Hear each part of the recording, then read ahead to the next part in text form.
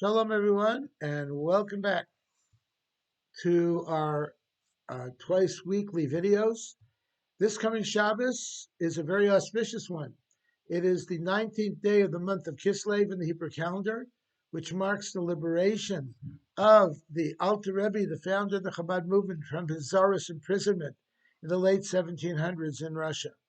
He was arrested on trumped up charges of giving money and help to the enemy, which were the Turks, the Ottomans at that time, which were the enemies of Russia.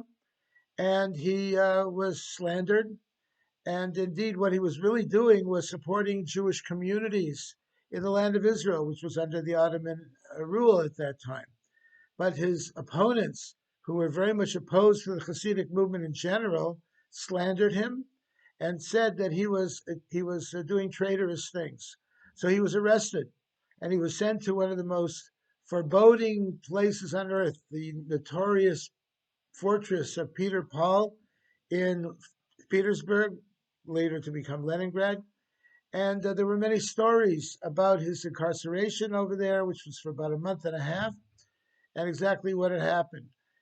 But he was liberated on the 19th of Kislev, and he ended up soon after that to publish his classical work of Chabad philosophy, the Tanya. And it became world renowned and highly respected. And the question is, why was it, after all, the Hasidic movement was in such opposition, was so opposed at that time? Well, there were probably three reasons why it was. First of all, because by that time already the Hasidic movement was already accepted. It was not seen as some heretical, crazy movement following in the footsteps of the false messiahs of Shabbatai Tzvi and Jacob Frank.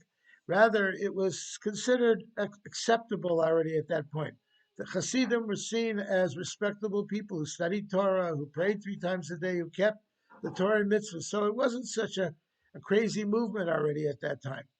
Second of all, the rabbis who came forward to write approbations of the Tanya, to tell about the Tanya, were highly, highly respected rabbis in Europe. And therefore, when they came along and they said a good word about it, it meant a lot. Thirdly, interestingly, is probably because of the Alter Rebbe himself. He was considered one of the greatest Torah scholars of his time.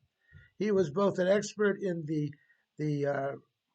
revealed levels of Torah, the Talmud, the codes of Jewish law, etc. And at the same time, he was an expert in the esoteric wisdom of Torah as well, which was only getting to be known by the masses at that time. So he was known for both. In fact, that's why his name was Shneor Zalman. Shneor means two lights, Shnei or two lights.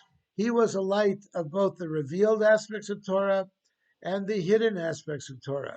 He was a tremendous scholar of the Talmud, and the Maggid of Mezrich, who was his teacher, Rabbi Dov Ber of Mezrich, commissioned him, because of his great knowledge, to write a code of Jewish law.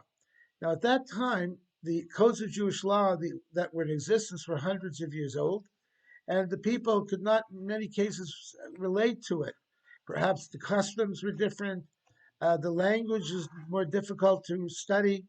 So the Maggid decided he needed someone to write a code of Jewish law in the language of the people so the people could understand it. And indeed, he chose his greatest student in terms of Torah wisdom, Rabbi Shneor Zalman, to do just that. And so he wrote it. That Shulchan Aruch is available to this day. In fact, there are many English translations of it. It's called Shulchan Aruch HaRav, the Rav's Shulchan Aruch, the Rabbi's Shulchan Aruch, and it is studied today in all different fields, whether Hasidic or not Hasidic fields, and it's highly respected to this day. So he was a great Torah scholar, but he was also a great leader of people.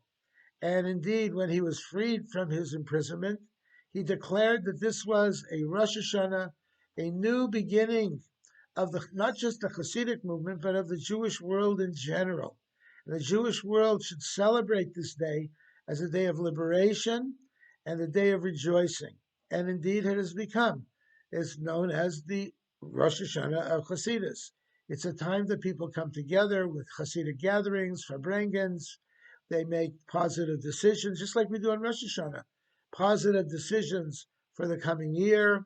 We take upon ourselves to study a tractate of the Talmud, to complete it before the end of this year, and in general to get together in love and in brotherhood with others who have similar feelings and talk about really deep and very personal, at the same time, very personal things as well, to elevate ourselves, to raise ourselves up to a sense of godliness and holiness and purity. So Yud Kislev is a major event, not just in the Hasidic world, but in the Torah world in general. And indeed, Yutes Kislev was also the yortzeit of the Alter Rebbe's master and teacher, the Maggid. It's his yortzeit as well. So this coming Shabbos is Yutes Kislev. I want to wish you all a good Yontif, and it should be a good year in Limud Torah, Limud Chassidus, the study of Chassidus, the study of Torah, and Darkei Chassidus, and the ways of Torah and the ways of Chassidus. Coming up very soon, this coming week, is of course Hanukkah. On Thursday night, we will be having a Hanukkah party, somewhat toned down though, at University Town Center. You need to make reservations for it. You can contact University Town Center for the link, or us, and we will be providing the link for you as well, so that you can reserve. We're going to be giving out Hanukkah menorah kits if you need it, an arts and crafts project, jelly donuts, dreidels, Hanukkah gelt, everything you need for the holiday. And we'll be lighting, of course, the giant menorah at University Town Center, Westfield, as we do every year. We'll have some festive music there, but it will be toned down. There won't be any dancing this year or congregating because of the virus situation. But nothing is going to hold us back from celebrating Hanukkah. And then on Monday, the 14th, we're having a huge Hanukkah concert featuring the international singing star Gad Elbaz, who will be performing a concert with his band at the Del Mar Fairgrounds. You have to be there. The gates are opening at 4:30, and there's a charge for it. I believe it's $50 a car, although the price is going to be going up very soon. And there are higher prices for those who want to be closer to the stage. It is a stay in your car event, but everyone will be able to hear all the music, and it should be quite a remarkable event. We're expecting almost 1,000 cars, several thousand people. So to make a reservation, do it now, do it soon, and we don't want you to be left out of this remarkable, once in a lifetime Hanukkah party at the Del Mar Fairgrounds here in San Diego. So we want to wish you all a good Shabbos. Candle lighting is about 4:20 in San Diego this Shabbos, and we'll be davening at about 4:25 Friday night and 10 o'clock in the morning Shabbos day. So I want to wish you all a good Shabbos and a good Yom Tov.